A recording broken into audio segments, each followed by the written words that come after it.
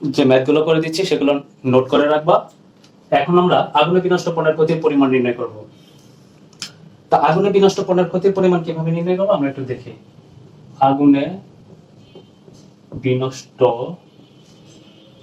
পণ্যের ক্ষতির পরিমাণ, পণ্যের ক্ষতির পরিমাণ নির্ণয়। তোমরা একটা বক্স করবা, এই যে আমি দেখিয়ে দিয়েছি কিভাবে বক্স করবা।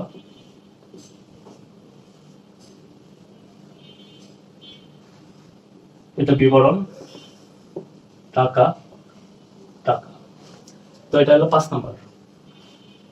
5 নাম্বার বলছে আগুনে বিনষ্ট পণ্যের ক্ষতির পরিমাণ নির্ণয় করো।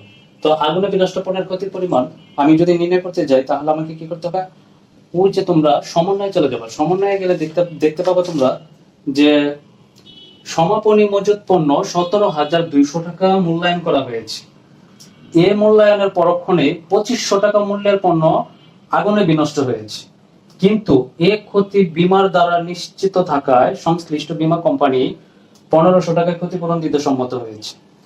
1 নম্বর সমন্বয়ের মধ্যে এই আগুনে বিনষ্ট পণ্যের ক্ষতির পরিমাণের কথাটা বলা আছে। তা আমাকে 5 নম্বরে বলছে আগুনে বিনষ্ট পণ্যের ক্ষতির পরিমাণ নির্ণয় করো। তো আমার তো 2500 টাকা মূল্যের পণ্য আমার ক্ষতি হয়েছে, কিন্তু আমাকে বীমা কোম্পানি 1500 টাকা ক্ষতিপূরণ দিতে সম্মত হয়েছে, তাহলে তো আমার 2500 টাকা তো আর আমার কি হয় নাই, আগুনে বিনষ্ট পণ্য মানে ক্ষতি হয়ে যায় না, আগুনে বিনষ্ট হয়ে যায় নাই। 1500 টাকা আমি আবার ক্ষতিপূরণ পাইছি, আমি আমার বীমা দাবি পাইছি 1500 টাকা। 2500 টাকার পণ্য পড়ে গেছে, কিন্তু 1500 টাকা আমি ক্ষতিপূরণ পাইছি। তাহলে আগুনে বিনষ্ট পণ্যের ক্ষতির পরিমাণ কত হবে সেটা আমি তোমাদের দেখাচ্ছি। এটা সমন্বয় একই আছে। তো আমি প্রথমে লিখবো আগুনে বিনষ্ট পণ্যের মূল্য। আগুনে বিনষ্ট পণ্যের মূল্য।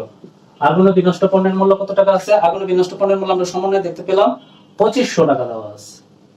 2500 টাকা দেওয়া আছে।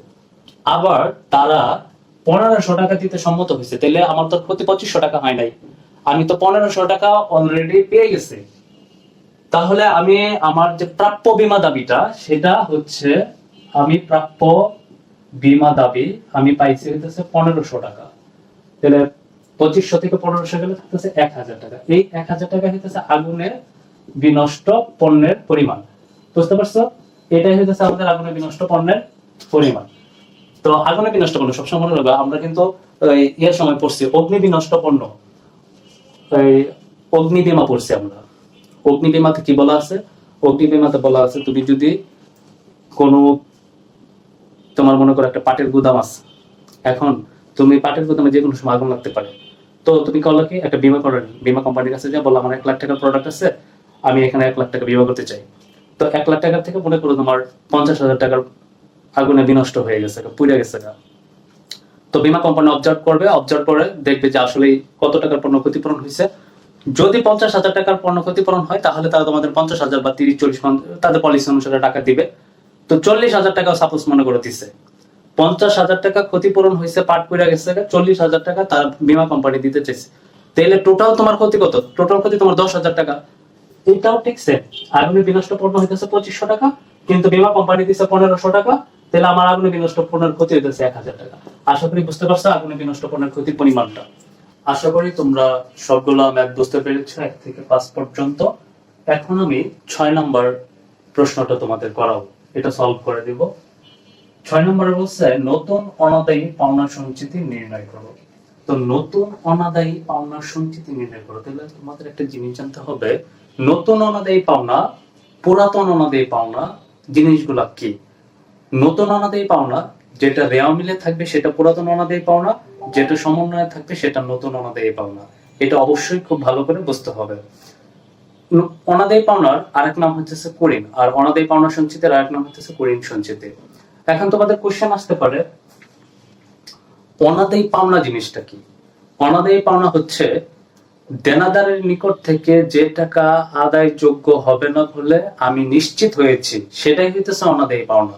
মনে করো যে তুমি 10,000 টাকা একজনের কাছে পাইতা, এখন তুমি নিশ্চিত হয়েছে সে দেউলিয়া হয়ে গেছে, যেহেতু সে দেউলিয়া হয়ে গেছে তুমি নিশ্চিত হয়েছে, তাহলে এই 10,000 টাকা হইতেছে অনাদায়ী পাওনা।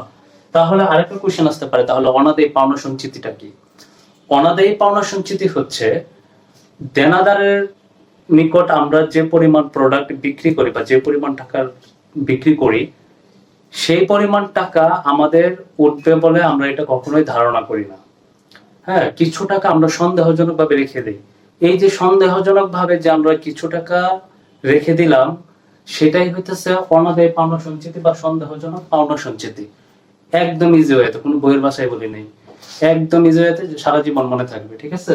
তো এখন নতুন অনাদায়ী পাওনা সঞ্চিতি নির্ণয় করতে বলছে তোমাদের। তাই নতুন অনাদায়ী পাওনা সঞ্চিতি নির্ণয় করতে গেলে কিভাবে নির্ণয় করবো? আমরা বলছি রেওয়াবিলে যেটা থাকে সেটা পুরাতন, সমন্বয়ে যেটা থাকে সেটা নতুন।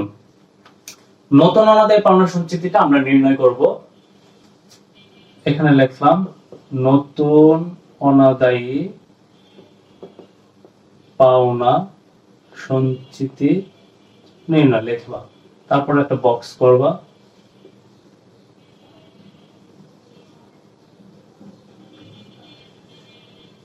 বিবরণ টাকা টাকা লিখবা।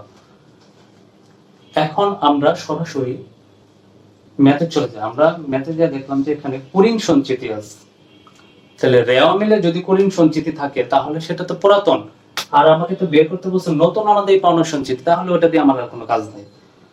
এখন আমরা তাহলে যেহেতু আমরা দেখলাম যে রেওয়া মিলে এই টাইপের কোনো কথা বলা নাই, সমন্বয়ে চলে যাই। সমন্বয়, কারণ নতুন মানেই সমন্বয়, রেওয়া মিলে যাওয়ার দরকার নাই। সমন্বয়ে গিয়ে দেখলাম যে এখানে সুন্দর করে বলে দেওয়া আছে যে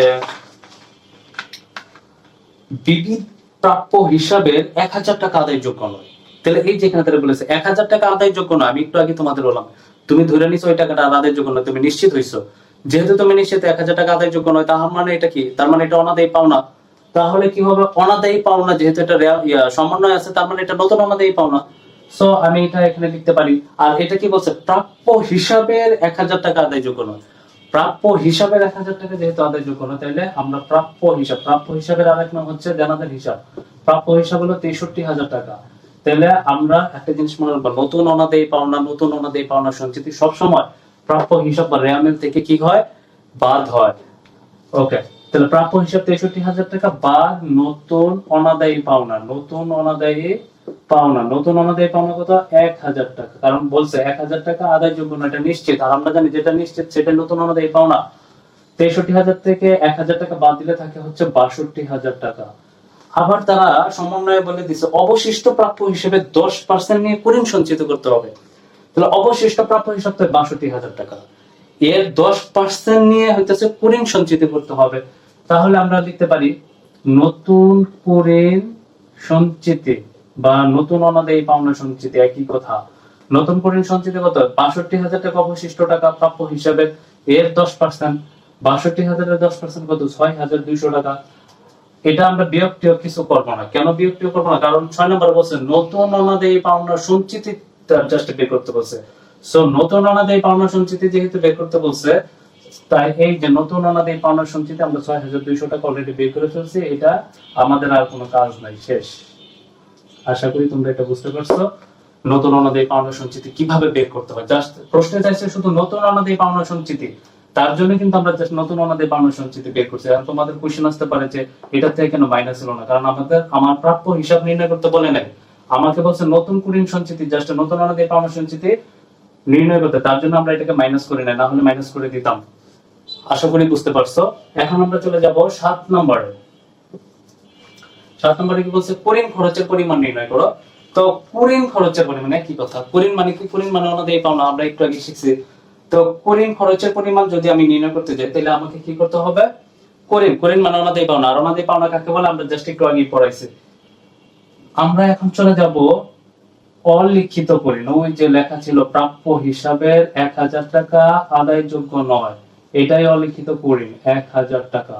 অলিখিত কুরিন কত? 1000 টাকা। অলিখিত কুরিনের নাম আরেক নাম হচ্ছে নতুন কুরিন। কত টাকা? 1000 টাকা। বা নতুন অনাদায়ী পাওনায় 1000 টাকা। এর সাথে যোগ করে দেব কি? নতুন অনাদায়ী পাওনা সঞ্চিতি। নতুন অনাদায়ী পাওনা সঞ্চিতি কত টাকা পাইছিলাম? নতুন অনাদায়ী পাওনা সঞ্চিতি আমরা 6 নম্বরে যখন করছি, তখন নতুন কুরিন সঞ্চিতি আমরা পেয়েছিলাম 6,200 টাকা। তো আমরা এক কাজ করি, 6,000 আর এটার সাথে যোগ করলে 7,200 টাকা হয়। এই পর্যন্ত বুঝতে পেরেছো? এখন অলিখিত করেন 1000 টাকা যোগ নতুন অনাদায়ী পাওনা সঞ্চিতি 6200 টাকা, তাহলে এই দুইটা যোগ করলে হয় 7200 টাকা। আর আমরা জানি পুরাতনটা সবসময় বিয়োগ করতে হয়, বা পুরাতন কুরিন সঞ্চিতি, পুরাতন কুরিন সঞ্চিতিটা কোথায় পাবো? পুরাতন কুরিন সঞ্চিতিটা আমরা পাবো হইতেছে রেওয়া মিলে। রেওয়া মিলে কত টাকা আছে কুরিন সঞ্চিতি? 4500 টাকা। কত টাকা আছে? 4500 টাকা। তাহলে এটাকে কি করে দিব? বাদ করে দিব। এটাকে যদি আমরা বাদ করে দিই তাহলে আমাদের টাকা দাঁড়ায় কত? 7200 বিয়োগ হইতেছে 4500, 2700 টাকা। 2700, এই 2700 টাকা হইতেছে আমাদের কুরিন খরচের পরিমাণ। এটাই হইতেছে কুরিন খরচের পরিমাণ। ওকে, আমরা এটা বিশদ আয় বিবরণীতে এই অংশটা নেই। বিশদ আয় বিবরণীতে আমি একটু বুঝিয়ে দিচ্ছি তোমাদের সুবিধার জন্য। বিশদ আয় বিবরণীতে আমরা নতুন কুরিন গুলাকে যোগ করব, পুরাতনটাকে বিয়োগ করে দিব। তো আমরা অলিখিত কুরিন মানে নতুন কুরিন, তার জন্য এই যে যোগ নতুন কুরিন, এখানে 1000 টাকা লিখছি, যোগ নতুন অনাদায়ী পাওনা সঞ্চিতি 6200 টাকা লিখছি, এই দুইটাকে আমরা যোগ করে দিচ্ছি। আর রেওয়া মিলে যেটা ছিল পুরাতন কুরিন সঞ্চিতি সেটাকে আমরা বিয়োগ করে দিচ্ছি, তাহলে আমার কুরিন খরচের পরিমাণ দাঁড়াইছে 2700 টাকা। তাহলে কি আমরা 6 আর 7 ক্লিয়ারলি বুঝতে পারছি? আমাদের আশা করি তোমরা এগুলো যদি খুব ভালো করে বুঝতে পারো, এই ম্যাথ গুলা তোমরা আমাকে জানাবা তোমরা বুঝতে পারছো কিনা বা কোথায় কোনো প্রবলেম হচ্ছে কিনা, তাহলে আমি আবার পরবর্তীতে সেগুলো বুঝিয়ে দিব। তোমরা এগুলো যদি খুব ভালো করে করতে পারো তাহলে 2 নাম্বার উপযোগী যে কোশ্চেন গুলো আসে ক নম্বরে, কোনো ধরনের কোনো প্রবলেম তোমরা আর ফেস করবে না। খুব ইজিলি এই সব ম্যাথ তোমরা সলভ করতে পারবে। এখন তোমরা বাসায় প্র্যাকটিস করবে, দেখবে এই টাইপের ম্যাথ তোমাদের আর কোনো ধরনের কোনো প্রবলেম হবে না। হ্যাঁ, কঠিন বলে কিছু নাই, সব সহজ, জাস্ট প্র্যাকটিস করতে হবে। একটা জিনিস মনে রাখবা, practice makes a man perfect. তুমি যত পরিমাণে প্র্যাকটিস করবা তত তুমি ম্যাথ ভালো পারবা। ঠিক আছে, আশা করি এই 13টা তুমি ভালো করে যদি কমপ্লিট করতে পারো, এর বাইরে আর কোনো ম্যাথ আসবে না। এখন আমরা 8 নম্বরে চলে যাব। 8 নম্বরে বলছে বিনিয়োগ ও ঋণপত্রের উপর সুদের পরিমাণ নির্ণয় করো। তো আমরা চলে যাই ইয়াতে, বিনিয়োগ কত আছে, আমরা রেয়া মিলে প্রশ্নে চলে যাব। বিনিয়োগ আছে কত? এখানে আমরা দেখতে পেলাম বিনিয়োগ আছে 2,50,000 টাকা। আবার দেখো এখানে বিনিয়োগ 2,50,000 টাকা আছে, ব্র্যাকেট আবার বলা আছে 1/7/25। আমার ম্যাথটা কিন্তু 2025 সালে, তো 1/7/25 যে বলা আছে, ম্যাথটা হচ্ছে আমার 1/7/25। ওকে, 12% বিনিয়োগ, খুবই ইজি।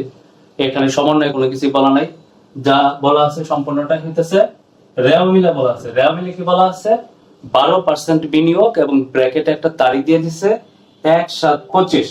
এখন বিনিয়োগ কত টাকা? বিনিয়োগ হইতেছে 2,50,000 টাকা। খুবই সহজ, এটা কোনো কঠিন কিছু না। তো আমি বুঝিয়ে দিই তোমাদের বিনিয়োগের সুদ কিভাবে নির্ণয় করবে। এখানে যেহেতু দুইটা নির্ণয় করতে বলছে, বিনিয়োগ ও ঋণপত্রের সুদ, একটা বক্স করে নেবা, প্রত্যেকটা অঙ্কে বক্স করে নেবা। আমি জাস্ট কিছু অঙ্কে বক্স করছি, কিছু অঙ্কে করি নাই, কারণ বোঝানোর জন্য।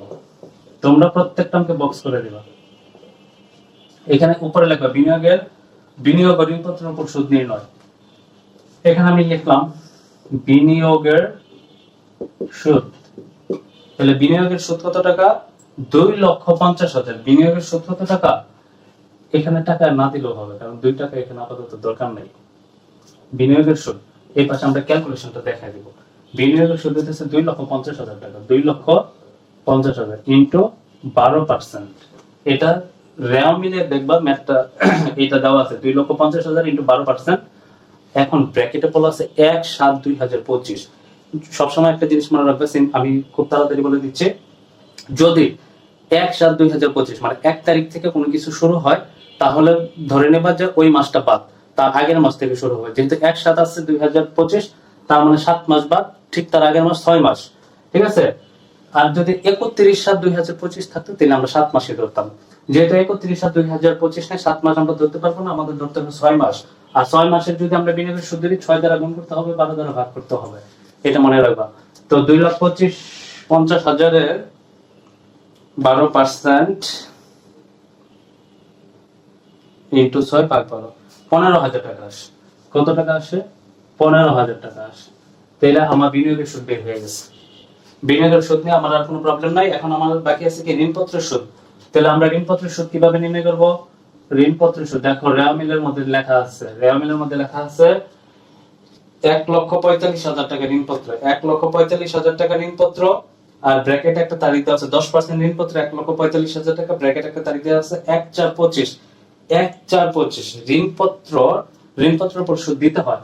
তাহলে ঋণপত্রের উপরে যে আমি সুদটা দিব, আমি তো ঋণ নিছি 1/4/2025, 1/4 একটু আগে কি বলছি, যদি 1 তারিখ থেকে কোনো কিছু শুরু হয় তাহলে আমরা কি করব, আগের মাসেরটা ধরবো। তাহলে আগের মাসেরটা যদি ধরি 3 মাস, তাহলে 3 মাস আমার, আমি তো 1/4/2025, তার মানে আমি টোটাল ঋণপত্রের যে আমি সুদটা দিব, আমি ঋণপত্রের সুদ দিব তাহলে 3 মাস থেকে বাদ দিই 4, 5, 6, 7, 8, 9, 10, 11, 12, তার মানে কত মাস, 9 মাস। তাহলে ঋণপত্র কত, 1,45,000, আমার 9 মাসের সুদ দিব, তার জন্য 12 দ্বারা ভাগ করবো, 9 দ্বারা গুণ 12 দ্বারা ভাগ, 1,45,000 কে 9 দ্বারা গুণ 12 দ্বারা, 9 দ্বারা কেন গুণ 12 দ্বারা কেন ভাগ, 9 দ্বারা গুণ কারণ হচ্ছে আমি সুদটা দিব 9 মাসের, কারণ আমি ঋণপত্রের রূপ, আমি ব্র্যাকেটে বলা আছে যে ঋণপত্রটা আমি তো নিছি 3 মাস। এখন মনে করো সাপোজ আমি ব্যাংকে থেকে মার্চ মাসের লোন নিলাম, তাহলে ব্যাংক রেখে আমি জানুয়ারি, ফেব্রুয়ারি, মার্চ, এই 3 মাসের কি আমি তাকে সুদ দিব, আমি তো তাকে 3 মাসের সুদ দিব না, কারণ আমি তো মার্চ মাসের ঋণ নিচ্ছি, আমি সুদ দিব তাকে সবসময় অঙ্ক 1 বছর হয়, আমি সুদ দিব তাকে পরবর্তী 9 মাসে, ঠিক আছে, 3 মাস বাদ দিয়ে, তাহলে 3 মাস বাদ দিয়ে আমি তাকে পরবর্তী 9 মাসের সুদ আমি তাকে দিব, তাহলে এই যে 9 দ্বারা গুণ 12 দ্বারা ভাগ। এখন 1,45,000 কে 10% আছে, 1,45,000 ইন্টু 10%, 10% বের করার পর এটাকে 9 দ্বারা গুণ করবা, 12 দ্বারা ভাগ করবা, তাহলে 1,45,000 এর 10% ইন্টু 9 ভাগ হচ্ছে 12, 10,875 টাকা, 10,875 টাকা। এই যে 10,875 টাকা, এটা হচ্ছে ঋণপত্রের সুদ। আশা করি তোমরা বুঝতে পারছো, আর কোনো প্রবলেম হবে না, ঠিক আছে। বিনিয়োগের সুদ এবং ঋণপত্রের সুদ আমরা সেটা বের করে নিলাম, এটা হলো 8।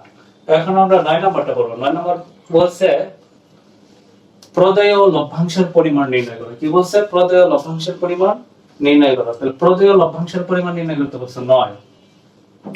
প্রদেয় ও লভ্যাংশের পরিমাণটা কিভাবে আমরা বের করব? প্রদেয় ও লভ্যাংশের পরিমাণ খুবই ইম্পর্টেন্ট একটা জিনিস, এটা এই অঙ্কে এই জিনিসটা থাকবেই, প্রদেয় ও লভ্যাংশের পরিমাণটা।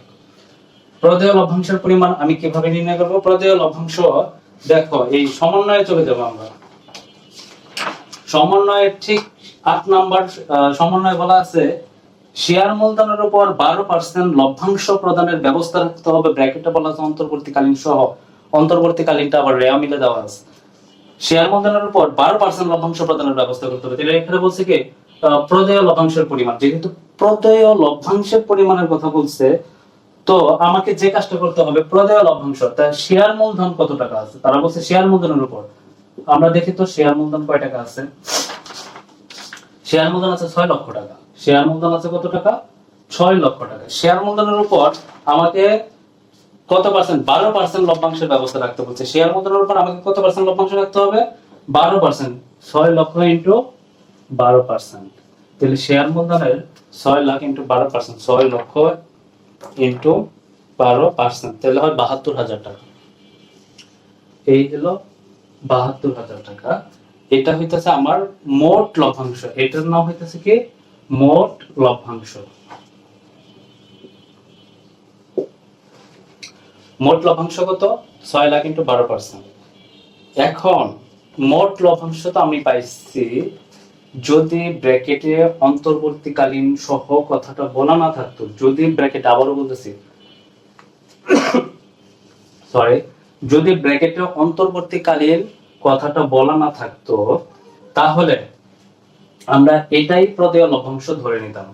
যেহেতু ব্র্যাকেটে অন্তর্বর্তীকালীন সহ বলা আছে, তার মানে এই যে 72,000 টাকা, এই 72,000 টাকার মধ্যে অন্তর্বর্তীকালীন লভ্যাংশটাও আছে। আর এটাকে দিলে আমার কি করতে হবে? অন্তর্বর্তীকালীনটা আমাকে বাদ দিয়ে দিতে হবে। অন্তর্বর্তীকালীনটা আমাকে কি করতে হবে? বাদ দিয়ে দিতে হবে। অন্তর্বর্তীকালীন সহ বলাতে আমি অন্তর্বর্তীকালীনটা এখান থেকে বাদ দিলাম। তাহলে অন্তর্বর্তীকালীনের আমার টাকা কত সেটা আমাকে দেখতে হবে। অন্তর্বর্তীকালীনের টাকা হলো 49,000 টাকা। তাহলে 72,000 থেকে 49,000 টাকা আমাকে বাদ দিয়ে দিতে হবে। যেটা বাদ হয় সেটা এভাবে ব্র্যাকেট দিয়ে বাদ দিবা। 72,000 টাকা থেকে 49,000 টাকা বাদ দিলে থাকতেছে হচ্ছে 23,000 টাকা। কত টাকা? 23,000 টাকা। এই যে 23,000 টাকা, এই 23,000 টাকার নামই হতেছে প্রদেয় লভ্যাংশ। এই 23,000 টাকার নাম কি? প্রদেয় লভ্যাংশ। আশা করি বুঝতে পেরেছো। তাহলে মোট লভ্যাংশ কেন লিখছি সেটাও বুঝিয়ে দিলাম। অন্তর্বর্তীকালীন লভ্যাংশ, প্রদেয় লভ্যাংশ, আমাদের 9টা টোটাল কমপ্লিট। এখন আর বাকি আছে কি, আসলে প্রচন্ড গরম, তোমাদের জন্য খুব কষ্ট করে ভিডিও বানাচ্ছি, ফ্যান ট্যান সব অফ করে দিয়ে। তারপরে তোমরা ভালো করে পড়াশোনা করো, ভালো করে এক্সাম দাও, এই ম্যাথগুলো বেশি বেশি করে প্র্যাকটিস করো। দেখবা তোমরা, আমার উপরে বিশ্বাস রাখো, তোমরা 100% এই অধ্যায় 5 থেকে সবগুলো ম্যাথ আনসার করতে পারবো। 2টা ম্যাথ আসবে, 2টা ম্যাথই আনসার করতে পারবা। আমি 100% চ্যালেঞ্জ দিয়ে বললাম, এর বাইরে কোনো ম্যাথই আসবে না। আমি যে কটা এন্ট্রি দিলাম সে তার বাইরে কিছু আসবে না। তারপর আমি তোমাদের আরেকটা সাজেশন দিব, কোনো সমস্যা নাই, এমসিকিউ এর সাজেশন দিব। তোমরা নিশ্চিন্ত থাকো, এখানে 20 এ 20 পাবো, এখানে 20 মার্কস, 100% 20 মার্কস পাইতে পারবো। কোনো ভয় নেই, কোনো ভীতি নাই, জাস্ট প্র্যাকটিস করে যাও, সব কমন করে যাবে, সব বিশ্বাস রাখো, সব কমন করে যাবে। আর তারপর আমরা নেক্সট পার্টে আমরা বাকি অংশ কমপ্লিট করব। Thank you.